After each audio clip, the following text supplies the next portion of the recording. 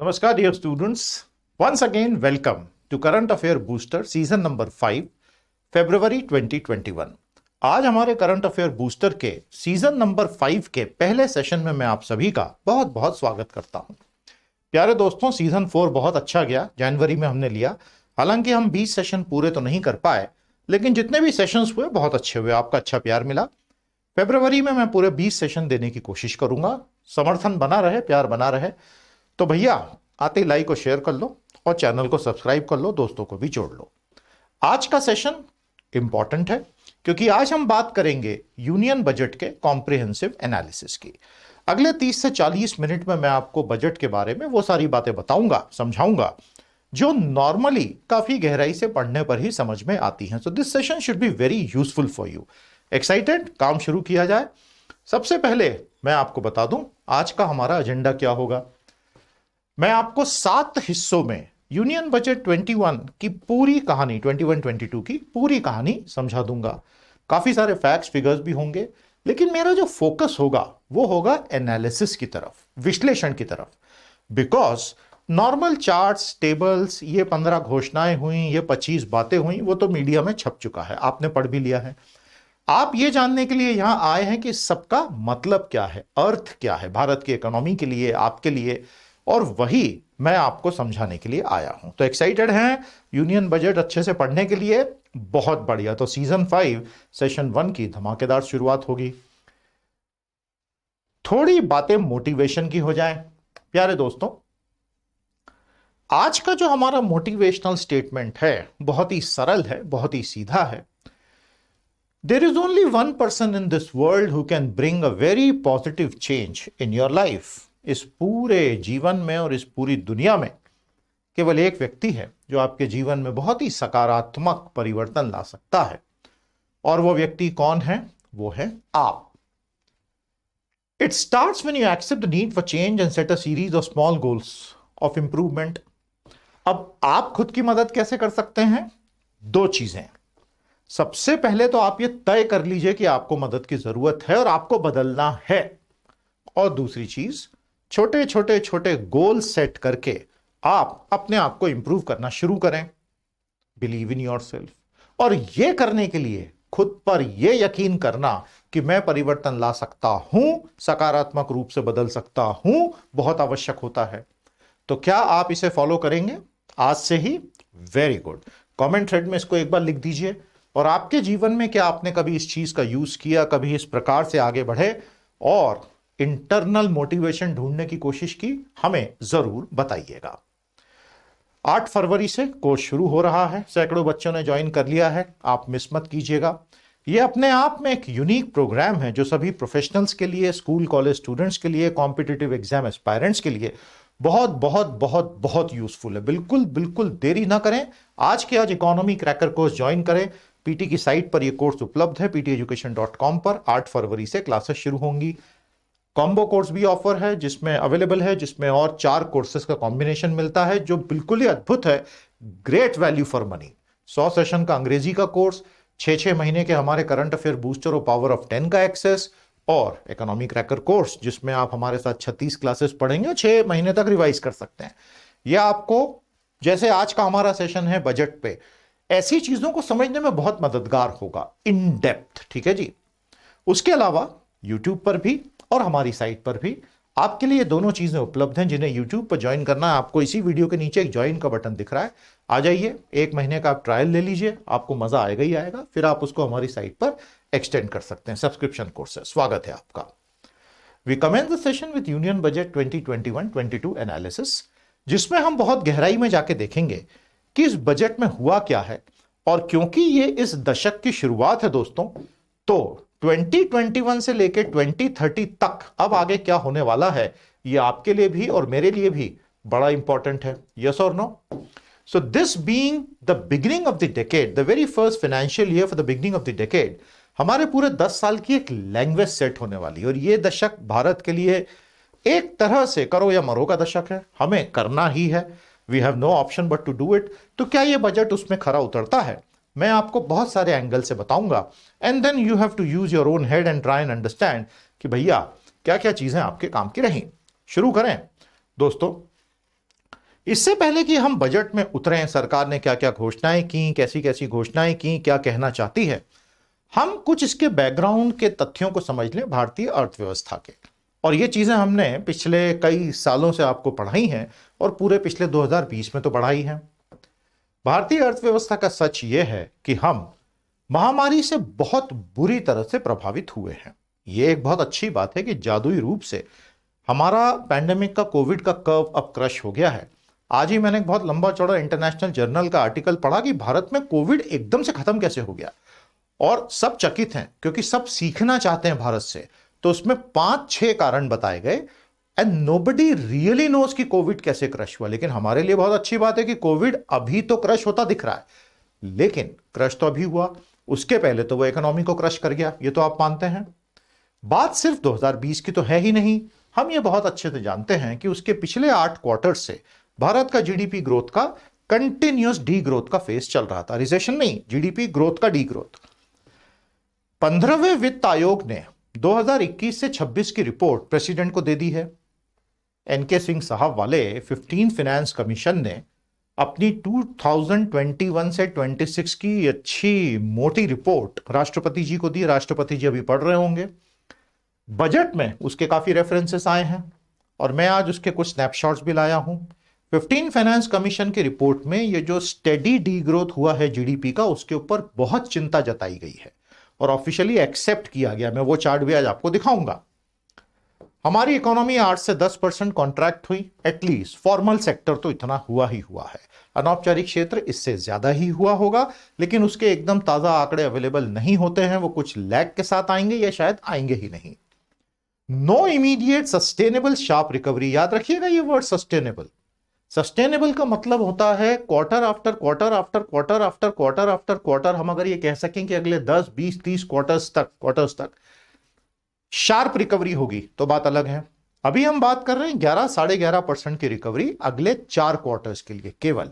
उसके बाद वो नीचे गिर के स्टेबल हो जाएगी, तो वो हमारे लिए थोड़ी सी दिक्कत का काम हो सकता है। क्यों होगा वो बजट में देखेंगे। सरकार ने खुद बोली है बात, फिस्कली कंस्ट्रेंट गवर्नमेंट, क्योंकि सरकार ने टैप्स ओपन नहीं किए, सरकार ने लिक्विडिटी पुश करवा दी, लेकिन एक्चुअली स्पेंड नहीं किया। That is what neo liberal economy is all about. जो एक वॉशिंगटन कंसेंसस और नियो लिबरल इकोनॉमी का कंसेंसस है, सरकार ने 2020 में उसको फॉलो किया, अब नहीं कर रही है। बजट के आंकड़ों से फिस्कल डेफिसिट 9.5% का मैं समझाऊंगा। तो सरकार की यह फिलॉसफी रही है और ये 1991 से मोटे तौर पर भारत की सभी सरकारों की यही फिलॉसफी रही। वर्तमान सरकार ने पैंडेमिक के दौरान भी इस फिलॉसफी को बनाए रखा। Focus is on supply side action, not demand side support. यह है भारत की जो अर्थव्यवस्था की स्थिति है बजट से पहले की। तो अब हम धीरे से बजट की तरफ बढ़ते हैं। अभी तक का सब समझ में आ गया दोस्तों आपको? ये हमारे आंकड़े हैं। ये एक बड़ा अच्छा इंफोग्राफिक एक अखबार में छपा, तो मैंने सोचा क्यों ना आपके साथ शेयर करूं। As you can see very clearly, क्या कहता है हमारा ये ग्राफ? ये इंफोग्राफिक कहता है fiscal rules have been relax as growth takes priority. सरकार अंततः ये मान चुकी है कि हमें राजकोषीय नियमों को पूरी तरह से शिथिल करना पड़ेगा। ये बहुत बड़ी बात है। FRBM is dead. आप बात समझ रहे हैं? 2003 से भारत की सभी सरकारों के बजट पर नियंत्रण रखने वाला एक कानून FRBM, क्या फुल फॉर्म है भैया? जो सारे राज्यों ने भी पारित किया, केंद्र ने भी बनाया, उसके बाद राज्यों ने पारित किया, वो कानून प्रैक्टिकली 2020-21 में आके अपनी टांगे तोड़वा चुका है, क्योंकि सरकार ने अब एक बिल्कुल फ्रेश फिस्कल ग्लाइड पाथ नया बनाया है। तो पुराना FRBM is dead, gone, buried. ये समझ में आया? क्यों? परिस्थितियां बदल गई ना, कुछ कर ही नहीं सकती सरकार।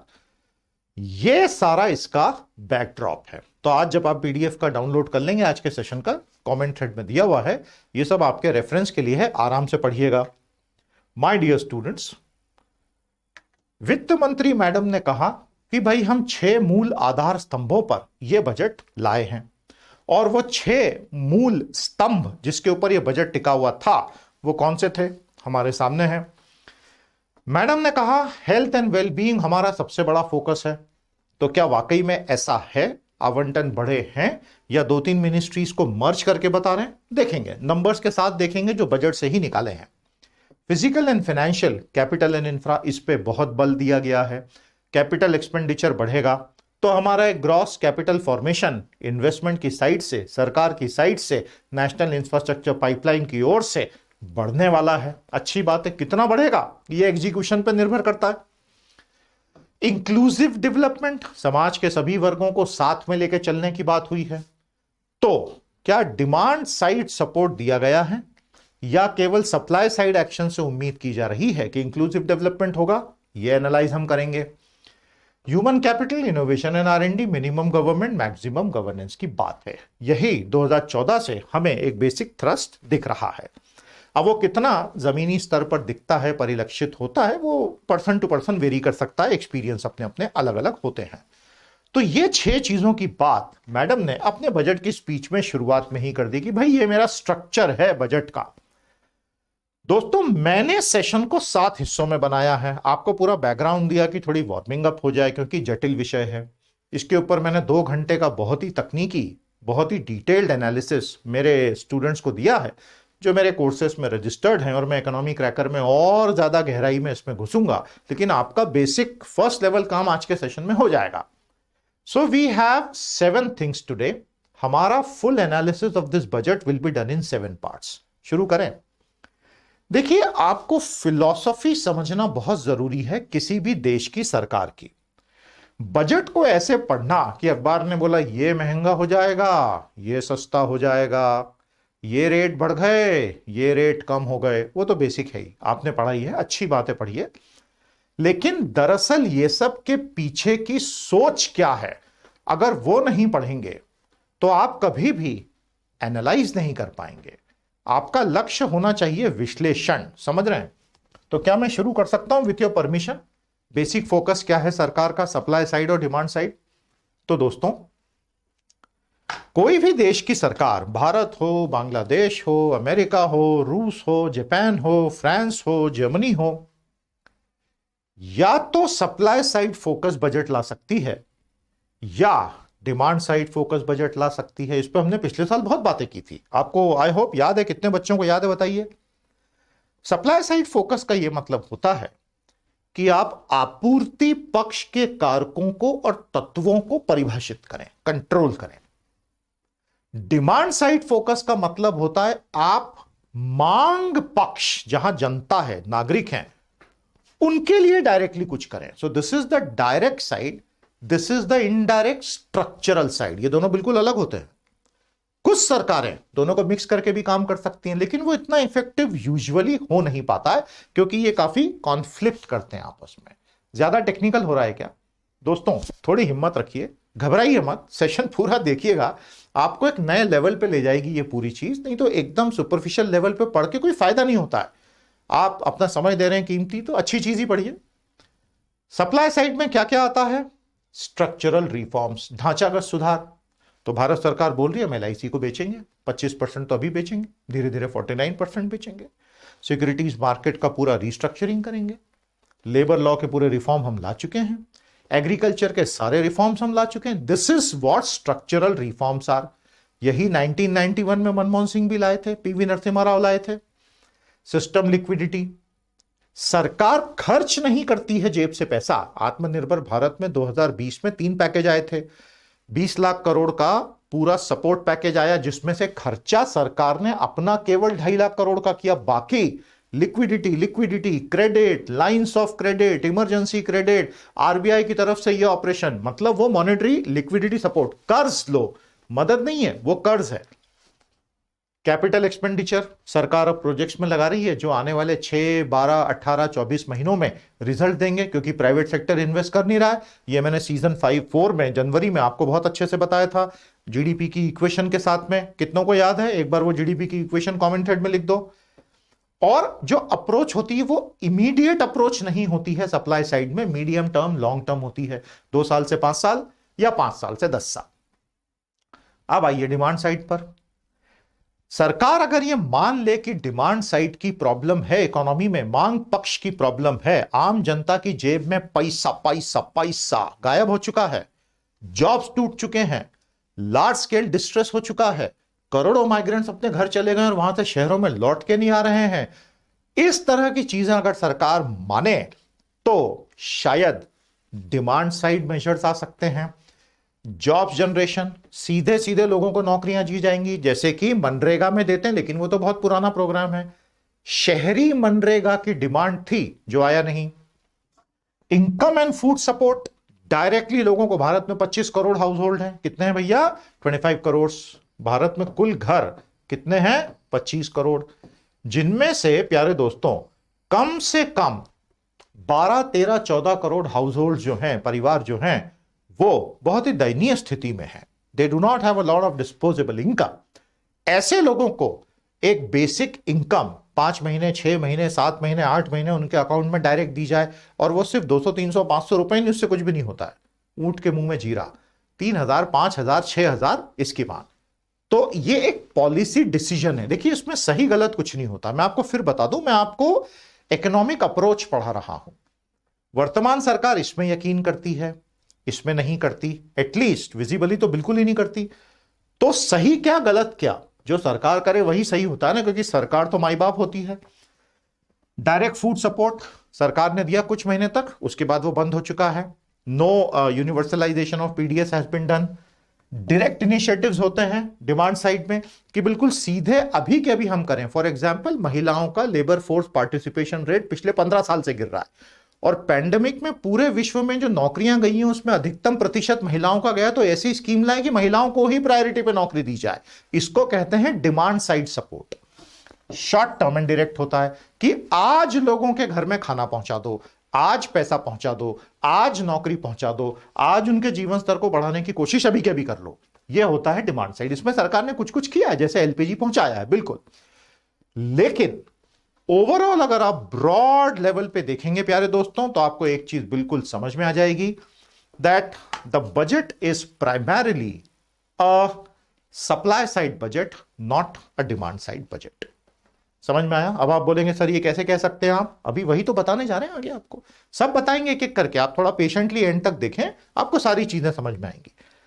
और अगर आप इसमें किसी भी कही गई बात से सहमत नहीं है, तो आपकी असहमति कमेंट थ्रेड में व्यक्त कीजिए, हमें बताइए। हम तकनीकी रूप से कहां गलत है हम आपसे सीखेंगे, कोई टेंशन नहीं है भाई। सीखने की प्रोसेस तो लाइफ लॉन्ग होती है ना, we all learn from each other. I hope we agree. तो दोस्तों, बेसिक फोकस सप्लाई है, डिमांड, ये मैंने आपको बता दिया है। अच्छे से क्लियर हो गया आपको कि हमारा फोकस इस बजट में पूरा का पूरा सप्लाई साइड फोकस है, डिमांड साइड फोकस नहीं है। अब आते हैं साइज ऑफ बजट और इसका अर्थ क्या होता है। तो इसमें मैं आपको यह सब दिखाने जा रहा हूं, एक बार अच्छे से देखें और फिर फिस्कल डेफिसिट की स्टोरी पर आ जाएंगे। दोस्तों, जो सबसे क्रूशियल चार्ट होता है हमारे बजट के लिए, वो होता है ये हाइलाइट्स ऑफ द बजट में। आखिरी पन्ने पर यह खूबसूरत सा चार्ट छपता है, और हमेशा सबसे पहले यह देखना चाहिए क्योंकि यह विहंगम दृश्य है बजट का। तो भारत का 2021-20 का जो बजट है, दिस ईयर्स बजट, आने वाले 12 महीने का बजट, उसमें एक ही फिगर याद रखने वाला है, 34.83। ये क्या है? ट्रिलियन, यानी लाख करोड़। भारत सरकार ने सबसे पहले यह तय किया है कि मैं 34,83,000 करोड़ रुपए खर्च कर डालूंगी साल भर में। यह समझ में आ गया आपको? This is the overall budgetary estimate of all expenses to be made. जितना पैसा अपन खर्च करेगा, वो कितना पैसा है भैया? 34,83,000 करोड़ रुपए। और ये पैसा कहां खर्च होगा? ये यहां खर्च होगा। पहले यह तय कर लिया जाता है, फिर सरकार जुगाड़ करने बैठती है कि ये आएगा कहां से। तो बजट की कहानी कभी भी यहां से शुरू नहीं होती है। बजट की कहानी हमेशा राइट हैंड साइड स्टोरी है, एलएचएस स्टोरी नहीं है। हम पहले तय करते हैं कि हमें खर्च क्या क्या क्या क्या क्या क्या क्या क्या करना है। ये सब आपको दिख रहा है ना चार्ट में। अभी मैं इसमें एक एक चीज में इंटरनली डिटेल में नहीं जाऊंगा, क्योंकि ये तो 4-5 घंटे पढ़ाने वाली चीज है जो हम अलग से करते हैं। आप तो ब्रॉड लेवल पे कॉन्टेक्चुअली चीजों को समझ लो। तो मैं 34,83,000 करोड़ का खर्चा करने वाली हूं, सरकार ये बोलती है। अब उसके लिए मुझे पैसा चाहिए। तू पैसा पैसा करती है, तू पैसे पे क्यों मरती है, क्या होता है पैसे का? पैसे से ही होता है। पहली चीज है सरकार के टैक्स रिसीट्स, जो ग्रॉस टैक्स रिसीट्स होते हैं, सकल कर राजस्व, वो ये है। इसमें से भारत के सारे राज्य और एनडीआरएफ अपना हिस्सा ले जाएगा, तो आपके पास आपका ग्रॉस टैक्स रिसीट का नेट बचेगा। यह पहला सोर्स है। यह बहुत बुरी तरह गिर गया पिछले साल।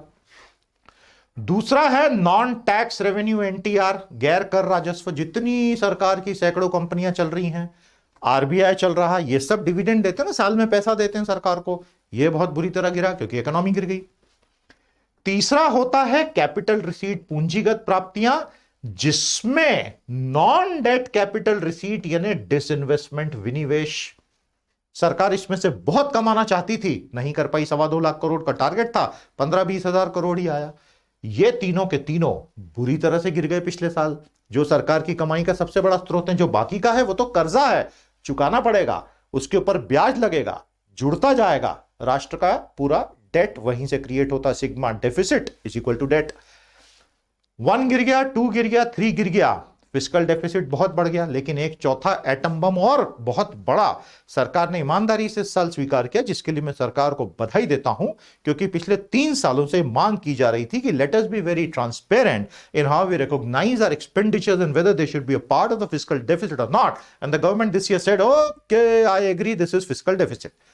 तो मैं बात कर रहा हूं फूड कॉर्पोरेशन ऑफ इंडिया की लाखों करोड़ों की सब्सिडी का, जो सरकार ने फाइनली एक्नॉलेज कर ली और बजट में ले आए बैलेंस शीट पे। इस वजह से फिस्कल डेफिसिट अनाप शनाप बढ़ गया 9.5%। जो मैंने पिछले साल के बजट के एनालिसिस के समय ऑलरेडी बोल दिया था कि ये 3.5% का इस साल का टारगेट बता रहे हैं, ये मिनिमम 7 से 8% का तो फिस्कल डेफिसिट दिख ही रहा है अगर एफसीआई को जोड़ लो। फाइनली सरकार ने जोड़ ही लिया। देखा मेरी कितनी सुनती है सरकार। तो माय डियर स्टूडेंट्स, यह है बेसिक नंबर का एनालिसिस। कभी भी बजट को देखें तो हमेशा ऐसे एनालाइज करना 1 2 3, ये तीनों बढ़ेंगे, फिस्कल डेफिसिट घटेगा, ये तीनों घटेंगे क्योंकि इकोनॉमी ही कॉन्ट्रैक्ट हो गई, तो सरकार का नेट टैक्स रेवेन्यू भी गिर गया, नॉन टैक्स रेवेन्यू भी गिर गया, कैपिटल रिसीट्स में नॉन डेट कैपिटल रिसीट भी गिर गई, तो आपका फिस्कल डेफिसिट तो बढ़ना ही बढ़ना है। And fiscal deficit as the percentage of GDP इसलिए बढ़ गया क्योंकि जीडीपी डिनोमिनेटर में आता है जो कॉन्ट्रैक्ट हो गया। पूरा क्लियर हो गया फर्स्ट लेवल पर। ऐसे इसका एनालिसिस किया जाता है। दोस्तों ये इस साल का है। अब आप बोलेंगे सर पिछले साल की कहानी क्या थी? 30,42,000 करोड़ के खर्चे की बात की थी सरकार ने। ये 1 फरवरी 2020 वाला बजट है, जब पैंडेमिक की कोई बात ही नहीं कर रहा था, दुनिया कैसे बदल गई। तो ये मैंने एक के पीछे इसलिए लगा दिए ताकि आप कंपैरिजन के लिए जब पन्ने आगे पीछे करेंगे पीडीएफ के, तो आपको समझ में आए कि कौन सी चीज कैसे मूव हुई है। ये बात आपको समझ में आ रही है कि नहीं? I hope you appreciate the fact. तो इस तरह से आप इसको स्टडी कर सकते हैं। ऐसे हर साल के बजट के दस्तावेज अवेलेबल होते हैं। ठीक है भैया, चलिए अब थोड़ा सा अंदर इसमें कूदते हैं और ये देखते हैं। तो ये है सरकार का बजट एट अ ग्लांस। ये बहुत इंपॉर्टेंट टेबल होता है जिसमें सारे प्रमुख आंकड़े आ गए, जिसमें सबसे इंपॉर्टेंट चीज जो किसी भी नए लर्नर के लिए होती है दोस्तों, वो ये वाला हिस्सा होता है। इसको बहुत अच्छे से पढ़ लेना if you are a new learner. Revenue deficit, राजस्व घाटा। फिस्कल डेफिसिट या इफेक्टिव रेवेन्यू डेफिसिट, प्रभावी राजस्व घाटा। फिस्कल डेफिसिट, राजस्व घाटा। प्राइमरी डेफिसिट, प्राथमिक घाटा। ये 4 घाटे, सारी कहानी बता। सबसे पहले रेवेन्यू डेफिसिट पे, रेवेन्यू रिसीट पे नजर डालेंगे, यानी कि राजस्व प्राप्तियों पर। तो वो जो चार्ट था गोले गोले गोले वाला, उसमें मैंने बताया था ना, tax revenue net to centre, बाकी का स्टेट्स ले गए, एंड नॉन टैक्स रेवेन्यू। इस साल सरकार ने अनुमान लगाया था 20,20,000 करोड़ में कमा लूंगी पिछले 12 महीनों में। पैंडेमिक ने इतनी बुरी मार मारी कि सरकार आके रुक गई 15,55,000 करोड़ पे। फिस्कल डेफिसिट तो बढ़ेगा ही ना। लेकिन अगले साल के लिए सरकार का अनुमान है 17,88,000 करोड़ की आय होगी। अब यह आय कहां से होगी? टैक्स रिसीट से होगी, नॉन टैक्स रिसीट से होगी। तो सरकार खुद यह कह रही है कि मेरी आय 1788 होगी करों से। इसका मतलब सरकार खुद यह कह रही है कि अगला 1 साल खत्म होने तक मैं प्री पैंडेमिक लेवल के जीडीपी तक आ ही नहीं पाऊंगी। क्या इसका और कोई मतलब होता है? हैव यू अंडरस्टूड दिस और नॉट? नंबर्स को ऐसे पढ़ना है और ऐसे एनालाइज करना है। अगर आप ऐसे समझते हैं तो आपको हर चीज समझ में आ जाएगी कि सरकार बिटवीन द लाइंस क्या बोलने की कोशिश कर रही है। वैसे भी सभी जानते हैं 2020 और 2021 प्रैक्टिकली भारत के लिए 2 साल खत्म है। हम अप्रैल 2022 में पहुंचेंगे जहां हम जनवरी 2020 में थे। These 2 years are practically gone. संघर्ष का समय सारी दुनिया के लिए है, भारत के लिए काफी ज्यादा हो गया है। बट एनीवे, कैपिटल रिसीट्स, तो जितनी भी पूंजीगत प्राप्तियां हैं वो आपके सामने है नंबर। टोटल रिसीट्स 34,83, समझ में आया आपको? 34,83,000 करोड़ का। और टोटल एक्सपेंडिचर, ये फिगर तो वही है ना जहां से कहानी शुरू हुई थी गोले की, यहीं से तो कहानी शुरू होती है। और फिर किसी तरह इसको वहां लाया जाता है। जो गैप होता है वो मार्केट बोरोइंग होता है, सरकार बाजार से बोरो करती है। सरकार ने इतना भयंकर बोरोइंग का टारगेट रखा है 12 लाख करोड़ का पिछले ही 1 साल के लिए कि बॉन्ड बाजारों में हलचल है, यील्ड्स एकदम से हार्डन हो गई हैं। आरबीआई से निवेदन किया जा रहा है कि भैया ओएमओ करके यील्ड को गिराओ, एक्सेट्रा एक्सेट्रा एक्सेट्रा। लंबे चौड़े विषय। बजट जो होता है ना, ये इतना खूबसूरत टॉपिक है कि जितना इसमें उतरो तो अंतहीन समुंदर है, चलता ही रहता है, चलता ही रहता है। तो प्यारे दोस्तों, रेवेन्यू डेफिसिट जो है भारत का इस साल हो गया 7.5% जीडीपी का। रेवेन्यू डेफिसिट का मतलब यह होता है total expenditure on revenue account, समझ में आया आपको, 10-1 माइनस ओवरऑल रेवेन्यू रिसीट्स। तो आपने रेवेन्यू डेफिसिट का मतलब यह होता है मेरे प्यारे साथियों कि आज आप सरकार को चलाने के लिए कितना एक्स्ट्रा पैसा बोरो कर रहे हो, that is your revenue deficit. तो वो फिगर 2020-21 में आया है 14,55,000 करोड़। ये समझ में आया आपको? This is a huge figure revenue deficit का, कि 14,55,000 करोड़ रुपए सरकार के पास आज के खर्चे चलाने के लिए कम है। तो ये सब बोरोइंग से पूरे किए जाएंगे। अगले साल इस फिगर को कम बताया गया है। Effective revenue deficit, grant in aids वगैरह हटा के, fiscal deficit is the biggest head of expenditure excess. सरकार के व्यय में से सरकार की आय को माइनस कर दो, वो हो जाता है आपका राजस्व घाटा। ये सबसे महत्वपूर्ण फिगर होता है, विच इज 18.48, 9.5%।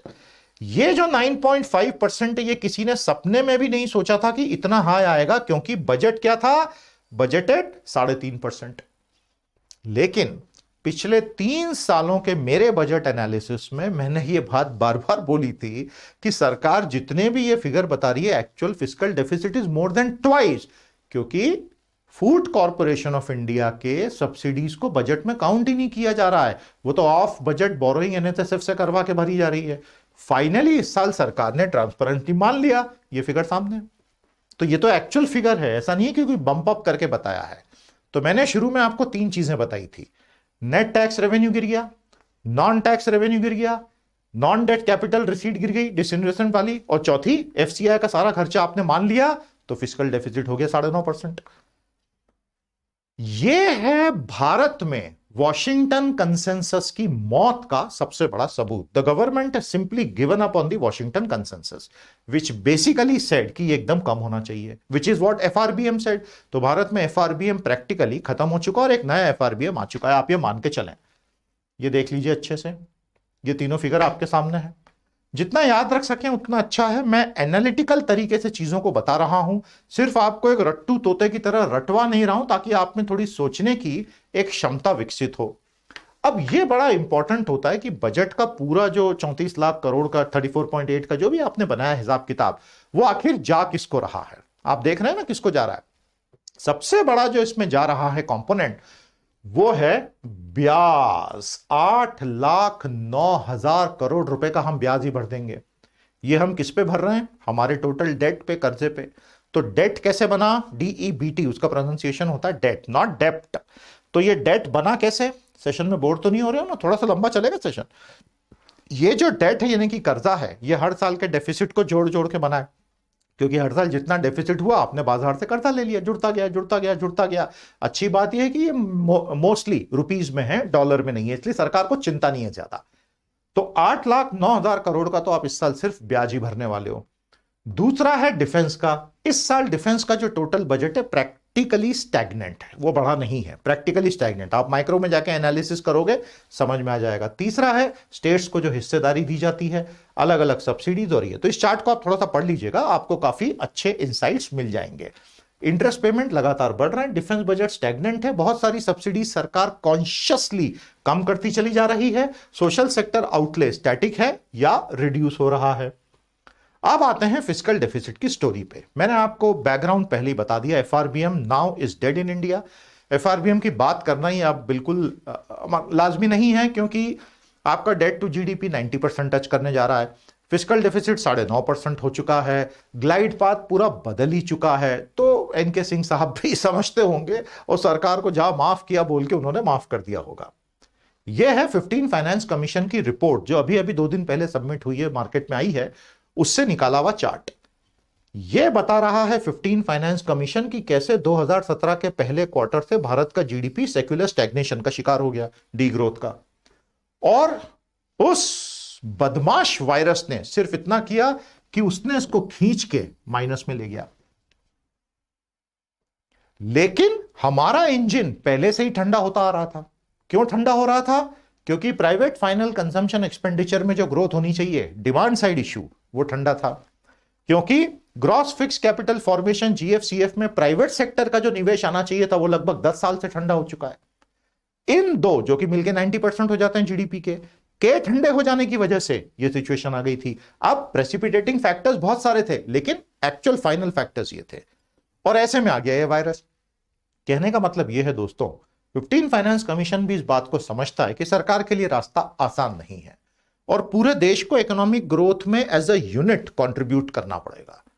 तब जाके हम 5 से 6 साल में हमारे फिस्कल डेफिसिट को 5% के नीचे ला पाएंगे। ये तो सरकार ने खुद ही मान लिया है। 2026 के पहले 4.5% पे लाना मुश्किल है, लेकिन यह भी तब जब जीडीपी ग्रोथ होगी आपकी 6, 7, 8% रियल टर्म्स में। अगर उससे कम हुई तो ये पूरा दशक ही वॉश आउट हो जाएगा। These are the numbers which the government has given in the budget. अब आप यंग लोग हैं, 18, 19, 20, 21, 22 साल के हैं बहुत सारे, मैं मुश्किल से 25 साल का हूं, कई सीनियर्स भी देखते हैं सेशन 30, 35, 40 के। आई होप आप इन चीजों को समझ पा रहे हैं, यस और नो। तो अभी तक आपने क्या सीखा, एक कमेंट में जरा वो समझाओ। तो ये तो 15 फाइनेंस कमीशन का चार्ट हमने लगा दिया। अब डेफिसिट की पूरी स्टैटिस्टिक्स का जो एक सार है, जो मीडियम टर्म फिस्कल स्टेटमेंट सरकार देती है 2003 के एफआरबीएम कानून के तहत, वो ये है। Fiscal deficit, revenue, effective revenue, primary. अब ये प्राइमरी डेफिसिट होता क्या है? फिस्कल डेफिसिट में से ब्याज हटा दो।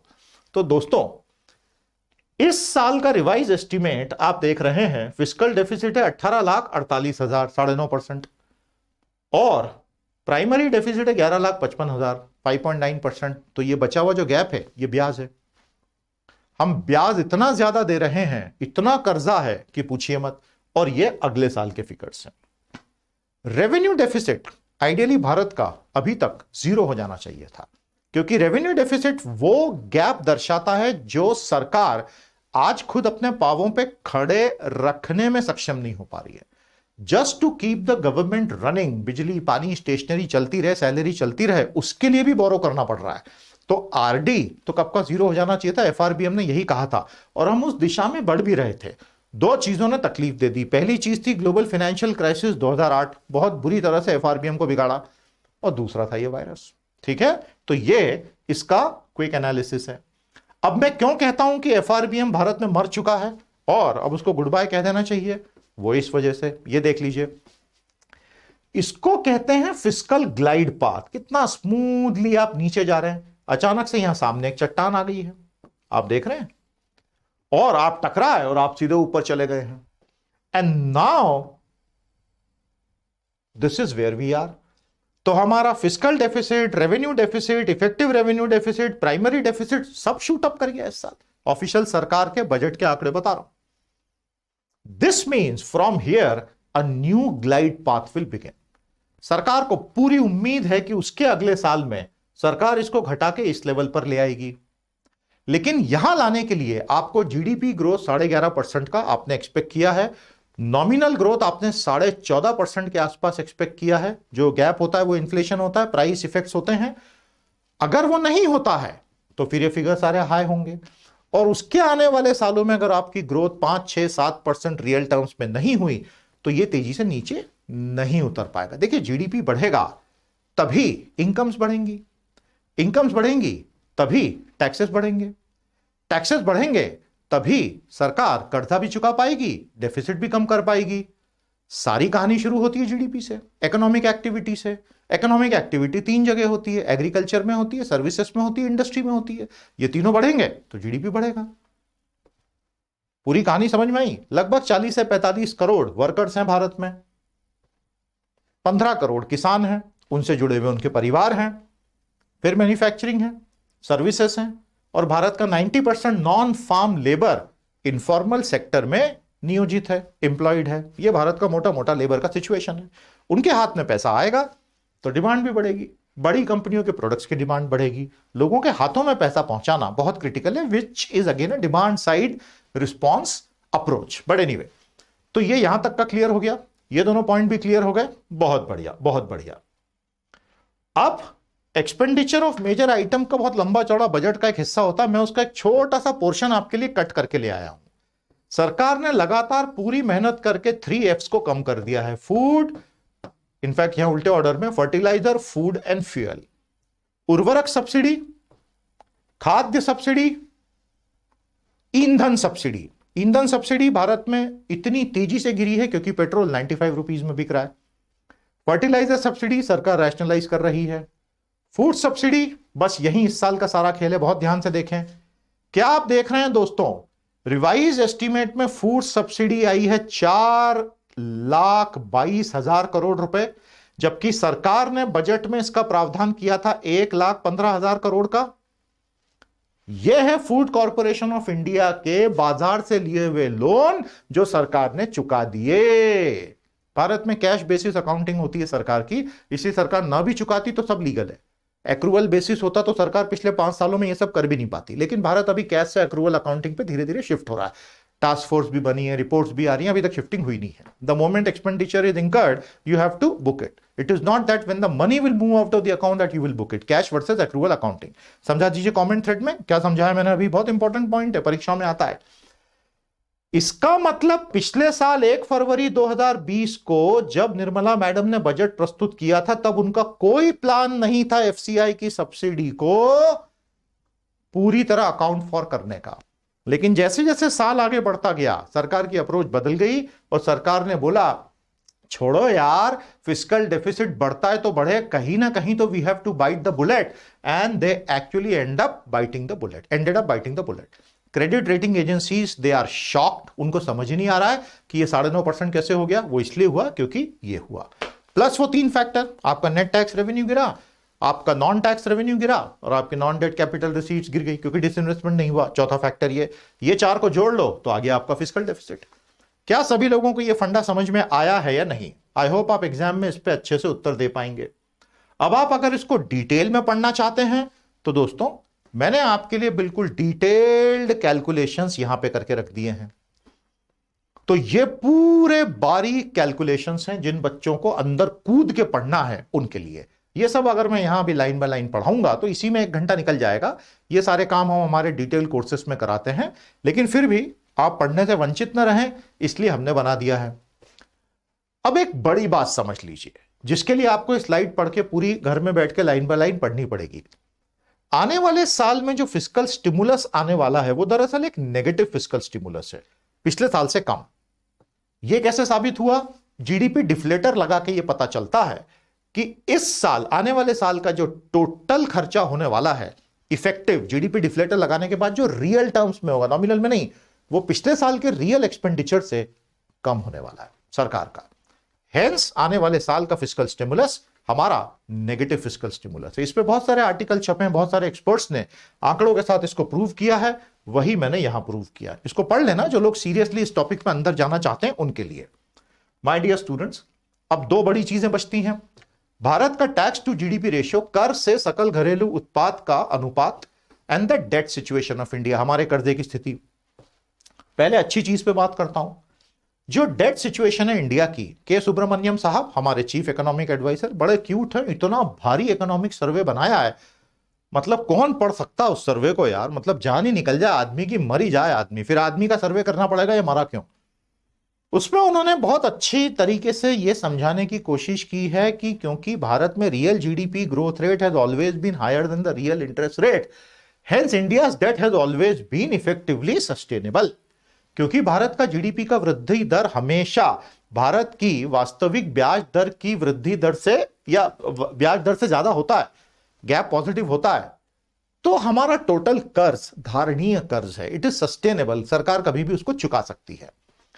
तो जो भारत का सिर्फ यूनियन गवर्नमेंट का नहीं, जो पूरे इंडिया का, जिसमें स्टेट गवर्नमेंट भी आ गई, पीएसयू की बोरोइंग्स भी आ गई, तो भारत का ओवरऑल डेट जो होगा, union government, state government, PSUs, वो 85 to 90% ऑफ जीडीपी टच करेगा। इसको लेके कहीं कोई पैनिक नहीं है, क्योंकि इसका मैक्सिमम हिस्सा भारतीय रुपए में नामित है। It is denominated in Indian rupees, not in dollars.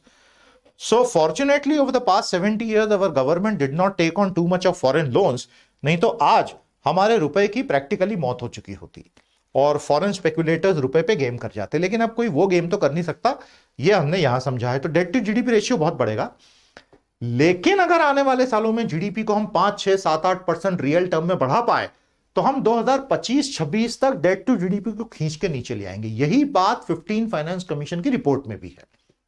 अब आइए टैक्स टू जीडीपी रेशियो पे।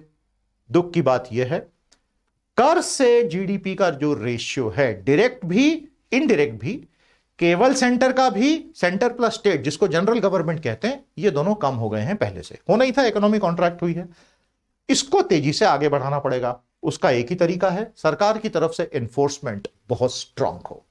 दोस्तों, आज भी खुल्लम खुल्ला लोग जीएसटी की चोरी कर रहे हैं। बड़ी बड़ी दुकानों में आप जाओ, चीजें खरीदो, जीएसटी लगता ही नहीं है, बिल ही नहीं देता आदमी, मांगने पे भी नहीं देता है। सरकार को किस दिन का इंतजार है? आप कार्रवाई कीजिए।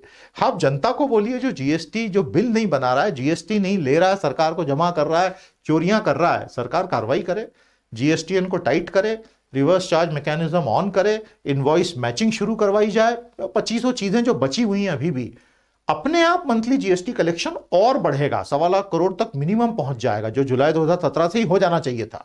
अभी भी कुछ नहीं बिगड़ा, उसको किया जाए।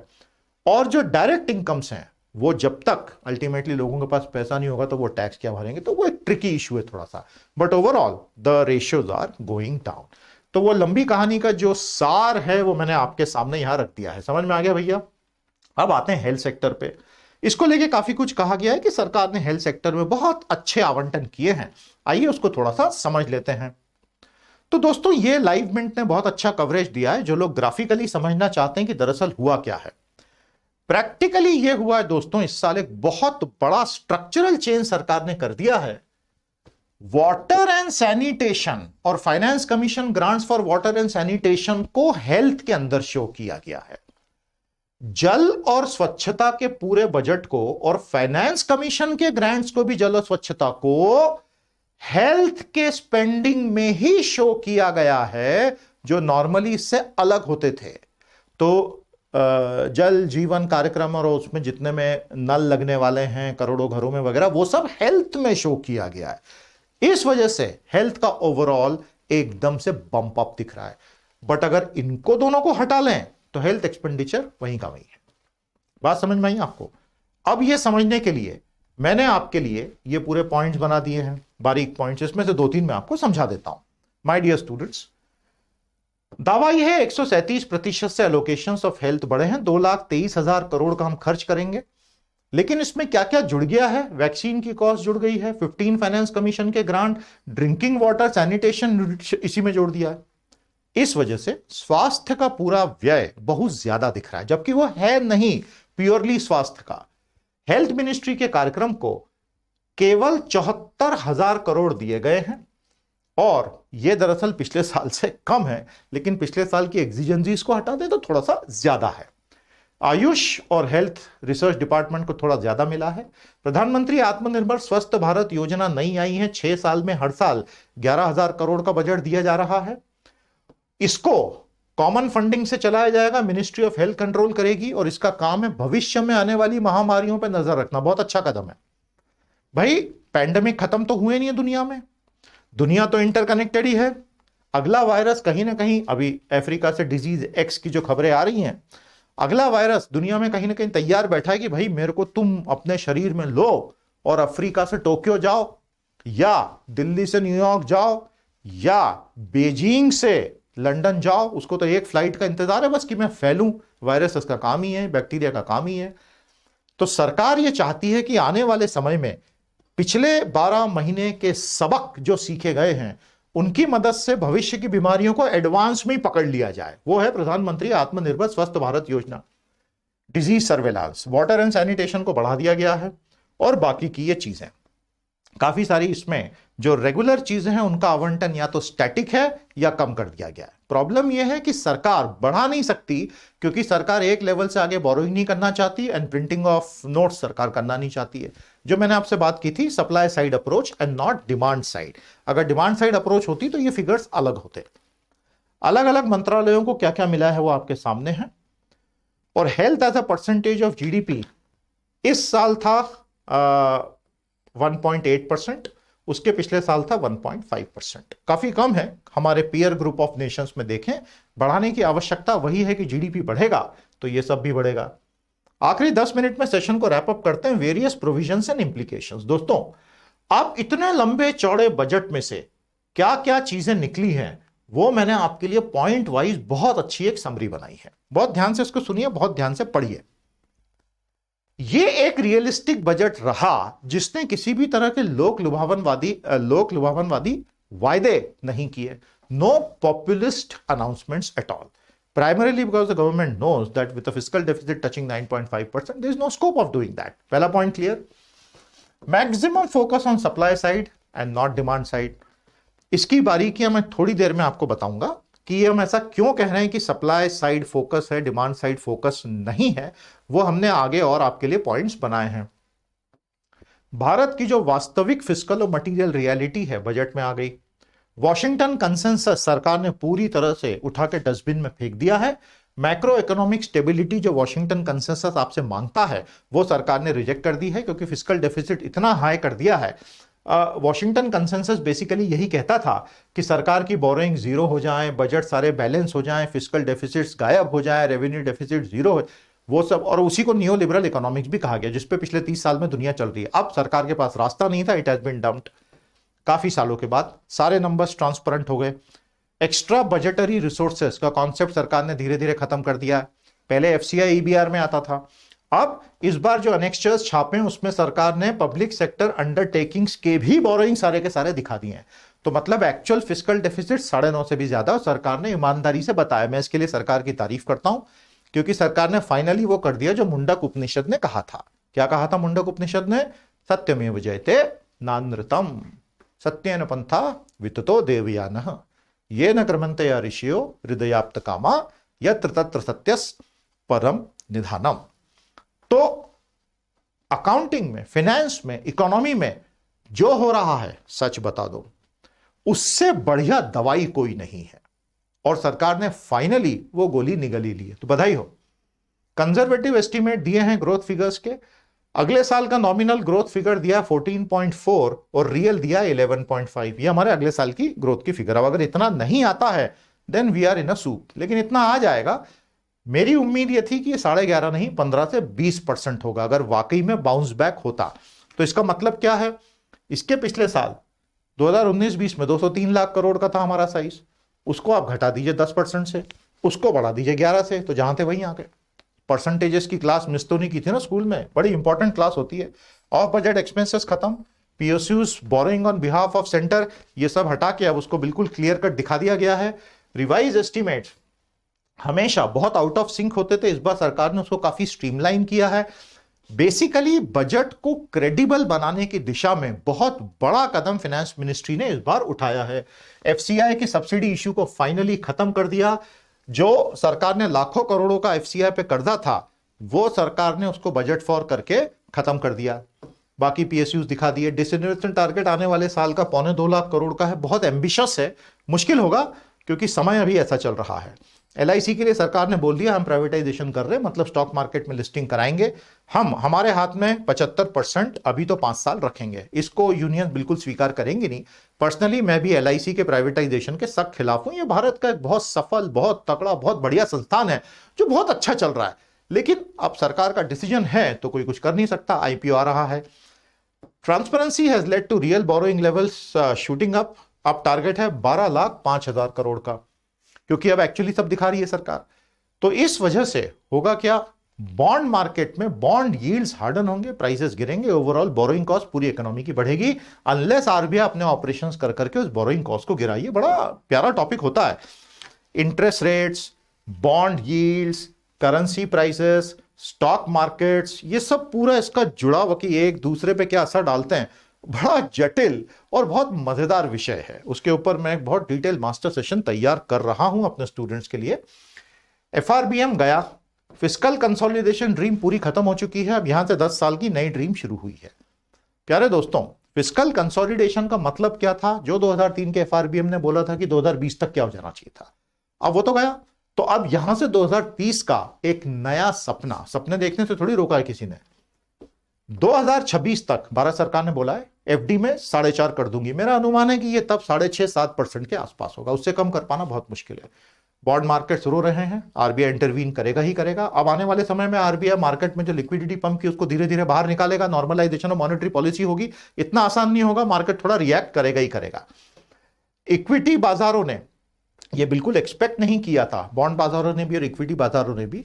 So the stocks shot up, क्योंकि स्ट्रक्चरल रिफॉर्म दिख रहे हैं, नई नई कंपनियां मार्केट में आने वाली हैं, तो शेयर्स की प्राइसेस बढ़ रही हैं। बॉन्ड मार्केट बोरोइंग की कॉस्ट पे चलता है, इसलिए वो गिर रहा है। दोनों चीजें बिल्कुल अलग चलती हैं, और अल्टीमेटली पैसा तो फिक्स है। इन्वेस्टर स्टॉक्स में भी लगाता है, बॉन्ड्स में भी लगाता है, तो एक बढ़ेगा तो दूसरा टूटता ही टूटता। बहुत रेयर होता है कि दोनों एक साथ बढ़े। प्रोटेक्शनिज्म बढ़ रहा है क्योंकि कस्टम ड्यूटी बहुत सारी चीजों पर पिछले 4 सालों में लगातार बढ़ेगी, ताकि स्थानीय इंडस्ट्रीज का फायदा हो।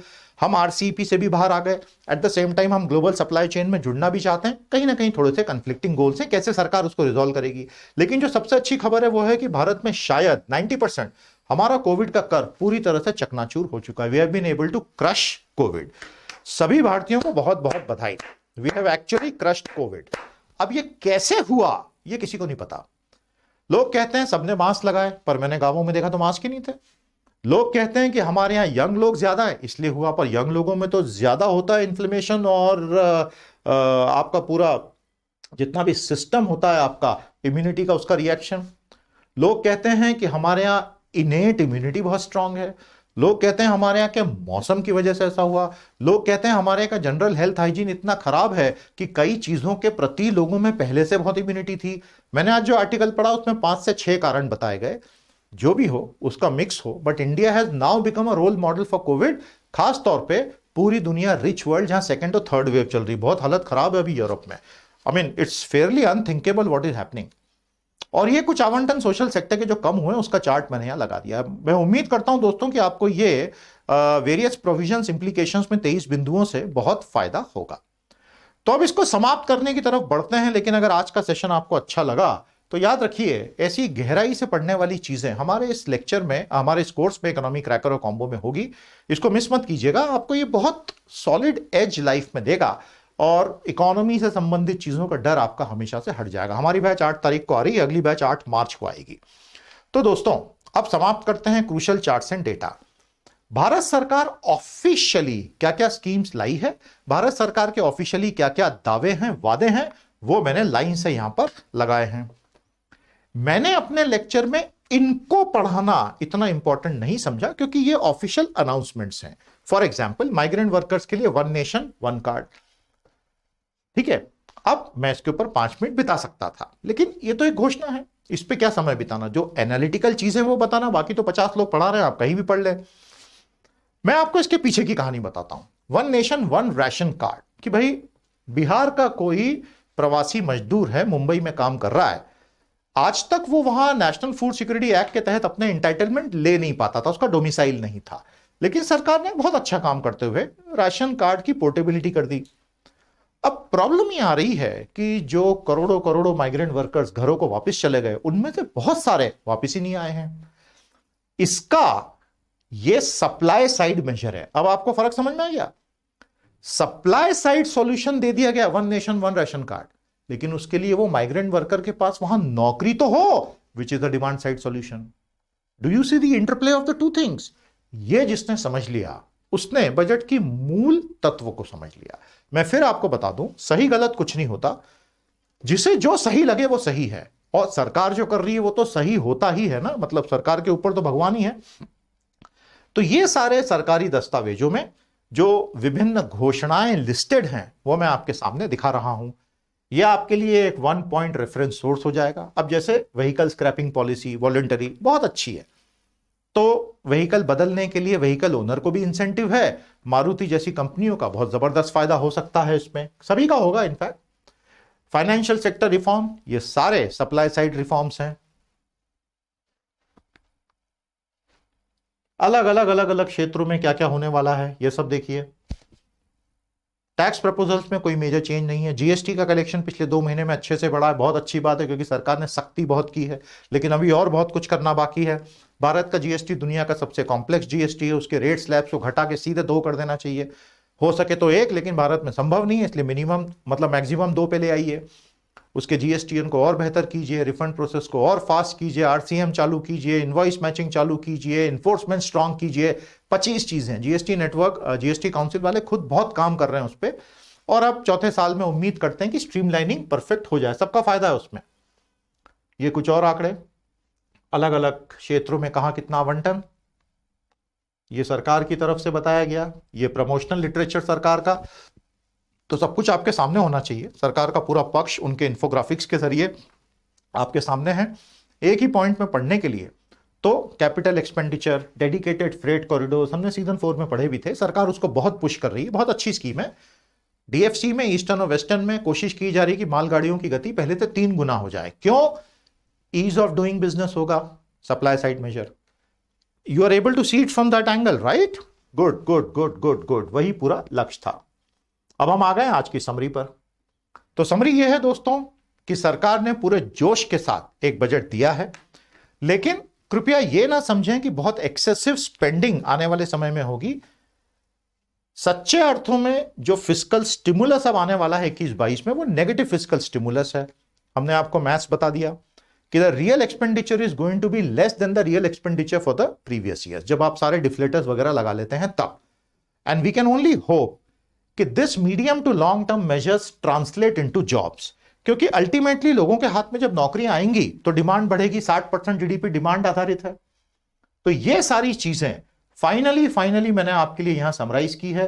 Reset of economy, FRBM is dead, Washington consensus is gone, infrastructure spending से जीडीपी ग्रोथ तेजी से बढ़ेगी, सरकार की पूरी उम्मीद है, हमारा भी इसमें पूरा सहयोग है भैया, बिल्कुल करें। इक्विटी मार्केट्स को बहुत मजा आ रहा है, बॉन्ड मार्केट्स को नहीं आ रहा है। Capex, health care, overall credit flow सरकार बढ़ाएगी। प्रोडक्शन लिंक्ड इंसेंटिव स्कीम लाई है, आत्मनिर्भर भारत। हम एक ही चीज कहेंगे सरकार को, प्रोडक्शन लिंक्ड इंसेंटिव स्कीम में पहली शर्त यह लगा दीजिए कि नई नौकरियों का जनरेशन कितना चाहिए, नहीं तो वही होगा जो कॉर्पोरेट्स करते हैं, खुद का प्रॉफिट बढ़ाएंगे, उससे कोई फायदा ही नहीं होगा। क्योंकि अगर नौकरियां ही नहीं बढ़ेंगी तो आपका डिमांड इंजन सुस्त का सुस्त ही पड़ा रह जाएगा, उससे कुछ होना ही नहीं फिर फायदा। सरकार जानती भी है वैसे ये बात। ये स्कीम बहुत अच्छी है मेगा टेक्सटाइल पार्क्स की, जल्दी से जल्दी बनाएं ताकि पिछले 10 सालों में, 15 सालों में बांग्लादेश के साथ जो हमारी एज खत्म हुई है टेक्सटाइल्स में, वो हम गेन कर पाएं। Maximum focus is on supply side and not demand side, हमने सबूतों के साथ आपको पूरा बता दिया। डायरेक्ट सपोर्ट जहां जहां था डिमांड साइड का, वो कम किया जा रहा है। मनरेगा के आवंटन कम हो गए हैं, प्रधानमंत्री किसान योजना का आवंटन कम हो गया है। उसके अलावा यूनिवर्सलाइजेशन ऑफ पीडीएस नहीं किया जा रहा है। प्रधानमंत्री आवास योजना का आवंटन भी कम हुआ। ये वो पैसा है जो सीधे जेब में जाता है। प्रधानमंत्री आवास योजना में इंटरेस्ट सबवेंशन की स्कीम्स हो, मनरेगा में तो सीधे सीधे काम करो, पैसा ले जाओ, डायरेक्ट सपोर्ट है। उसके बाद प्रधानमंत्री किसान में तो सीधे ही पैसा दे दिया जाता है 6,000।